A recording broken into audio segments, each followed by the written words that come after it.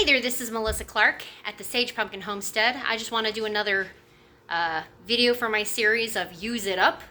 I decided to turn it into a series. I thought it'd be pretty good to maybe help people understand how they might be able to use some items up. During World War II, I found the quote. It is a World War II Victory Garden era frugal national mantra thing I found online. It's use it up, wear it out, make it do or do without.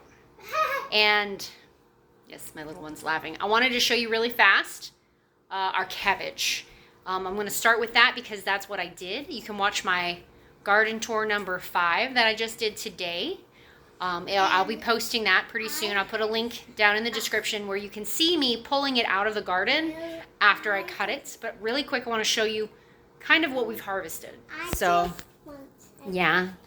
So here's what we've pulled out so far. A couple of smallish heads. And we have one in here. This is what we're doing. It's some water with salt. The bowl is just to keep it under the water in order to make sure all of the buggies come out. And I will show you what I did with the rest. There's a small view that I'm just about to talk about with you guys.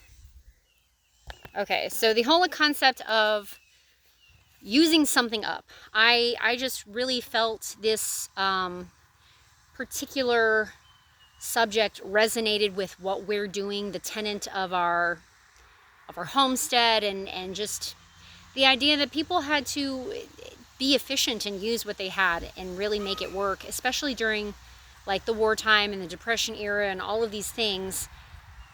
The Depression happened right before World War II, and just it kind of just all went together.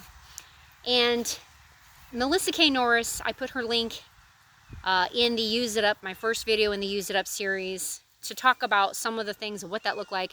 She does a really good job, and I know I've already said it, a really good job of explaining some of the concept that I'm trying to put across. And her site is melissaknorris.com, and she does Pioneering Today. She's put out a couple of really great books that I might do a rainy day review on once we have another rainy day. But I wanted to just mention really fast my little timeline of events that you'll see in the garden video number 5. At the very end of my garden tour number 5, I went ahead and I pulled up what I had still sitting in the garden from where I cut my cabbage off.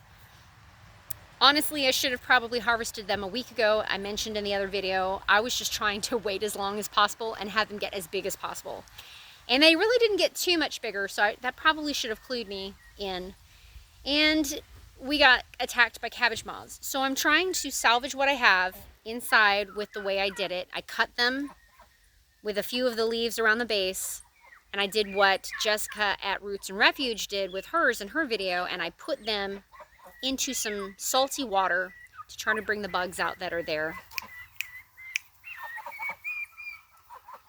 You need to go back inside, please. Go that way. Miranda is taking care of it. Okay, Miranda's taking care of it. Kids, I think she wants to be in the video. Anyway, so I took the cabbage, I cut it off, I put it inside with salty water. I got as much of the bugs off as I could before I even attempted that with like the sprayer hose and everything like that. So I have the heads, and I took 2 of them in last night. I cut another one off this morning, so we have 3. And there was a lot of like the leaves that are like this with the root in the ground.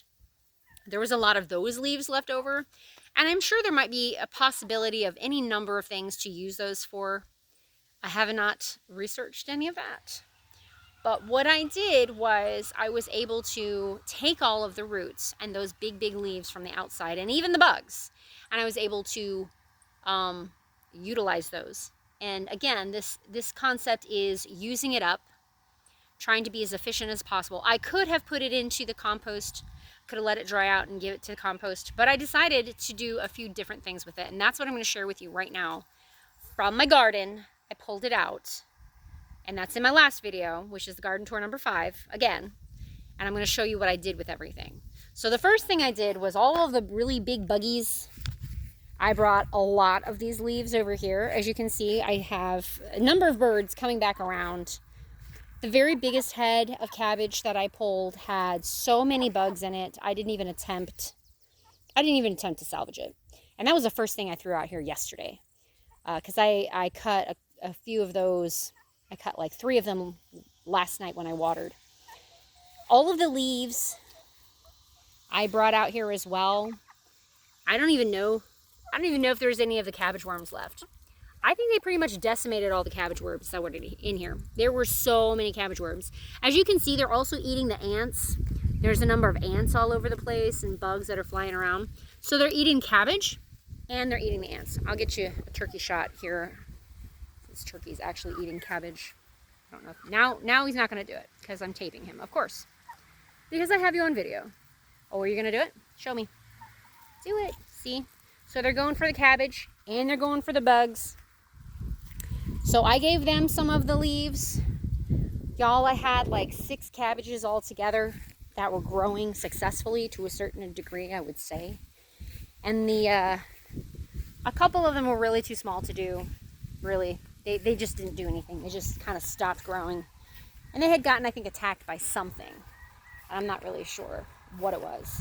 But the other thing I did was I brought some of these over here and I gave some of the leaves to the rabbits.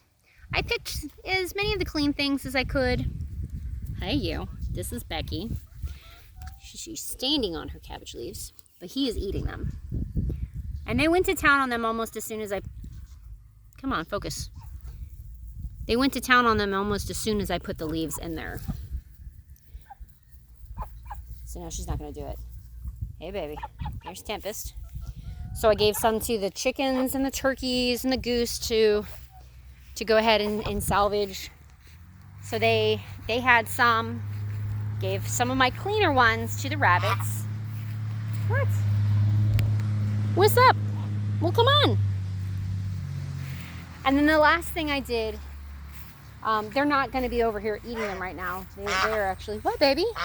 What? Hey. The last thing I did was I threw some in. I'm going to see if there's any left. I threw some of the cleaner stuff in to where the sheep were. And he started eating some. And of course, I didn't get it on video when I should have, or I might have. That might be in the garden video as well. Yeah, I think I might have gotten that in the garden video number 5, the tour. I have him in there. He was chewing on it. So here's some of what's left. So I threw some of that. There's one of the smaller plants. I just threw the whole thing in. It was pretty clean. And that's basically, I gave it to like 3 different animals. So I gave, now the rabbits are not like free-ranging rabbits or anything. So they, of course, are not going to be able to, they're not going to be able to go running off into my garden trying to get any more. The moles are the problem. It's not really the rabbits I'm worried about anymore, especially since Spooky caught the one and ate it right behind the other 2 rabbits. So funny. Let's see if I can put this back up here now. All right, still taping. Okay, so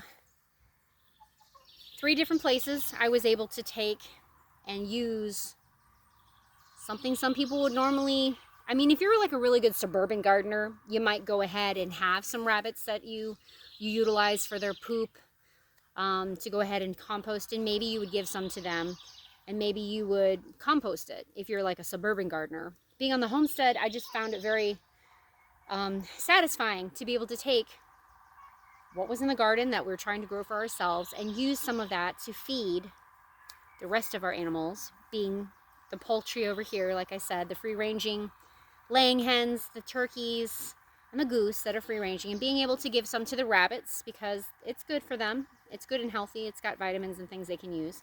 I don't give them everything all the time, so usually we'll give them grass and we'll give them like their pellets they normally eat, but that's like a treat for them, and to the sheep as a treat as well. And it's very fascinating. Another example that I didn't get on tape or anything, I'm not sure if I even talked about it in any of my other videos. During the fall, when there was damage to our pumpkins that we were growing last year, I was able to take those pumpkins and I was able to give them to our pigs, including the vines after they were done growing, by the way, which is also another way that I was being efficient in using it up. I didn't even have to compost it. They love the vines. They went crazy over the vines. The pigs just, I don't know, like they thought it was gourmet eating, I guess. And, but not only that, the seeds from the pumpkins, when we would give them the damaged ones, apparently they're natural dewormers. So the idea is we're also finding a way to give them something that's going to naturally deworm them. So I just thought that was a fun aside as a way to use it up, because we didn't need to throw them out. And any pumpkins that we find like on the side of the road that people are getting rid of, or we've had people actually be like, oh, hey, I know that you guys are using pumpkins because of, you know, this, and this. Would you like us to bring your, you know, the pumpkins that we've used that we're done with now from our jack-o'-lanterns? And we're like, oh, yes, thank you. It's just a really fantastic feeling to be able to be efficient. And again, you can just check out my other video. Use It Up is what I've entitled it. That's the first in the series. This is the second one. Thank you for joining me at the Sage Pumpkin Homestead, and I will find another way to show you next time about a very frugal way and efficient way of using things up. So this has been Melissa with the Sage Pumpkin Homestead. I'm sure I said that already, sorry. And until next time, be blessed.